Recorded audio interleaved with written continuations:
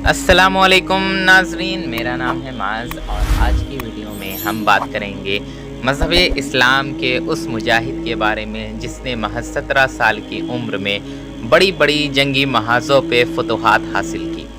ये बात है जब 8वीं शताब्दी में खिलाफत बनु उमैया एक बड़ी ताकत का दर्जा पा चुकी थी। इसकी हुदूद मौजूदा बलूचिस्तान के इलाके मकरान तक फैली हुई थी।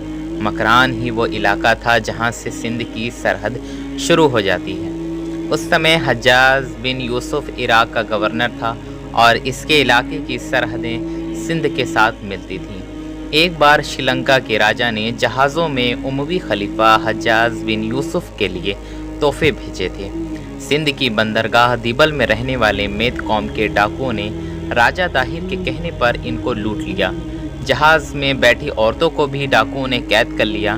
इस हमले की खबर जब हज्जाज बिन यूसुफ ने सुनी तो उन्होंने राजा ताहिर को ख़त लिखा और औरतों को रिहा करने और डाकुओं को सज़ा देने के लिए कहा, जिस पर राजा ताहिर ने ख़त के जवाब में लिखा, मुसलमानों को अगवा करने वाले समुद्री डाकू हैं, वो बहुत ताकतवर हैं, मेरा हुक्म नहीं मानते, लिहाजा मैं कुछ नहीं कर सकता।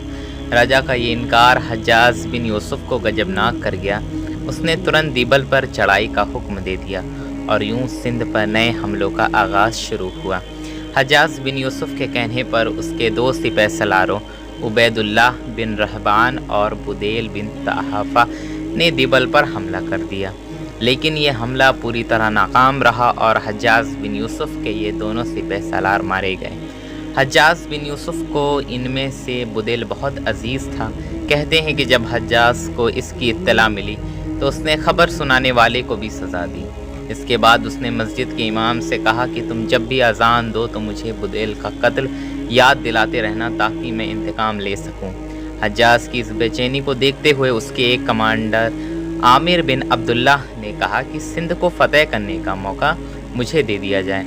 हज्जाज उस कमांडर की सलाहियत से मुतासिर नहीं था, इसीलिए उसने इसको मना कर दिया और फिर सोचने लगा। काफ़ी सोचने के बाद उसके जहन में एक बहादुर, जोशीले और ईमान से लबरेज नौजवान का नाम आया जो बहुत ही कम उम्र में फ़ारस का हाकिम बन चुका था। असमी दुनिया के हालात से वाकिफ़ था। उस बेबाक नौजवान का नाम इमामुद्दीन मोहम्मद बिन कासिम।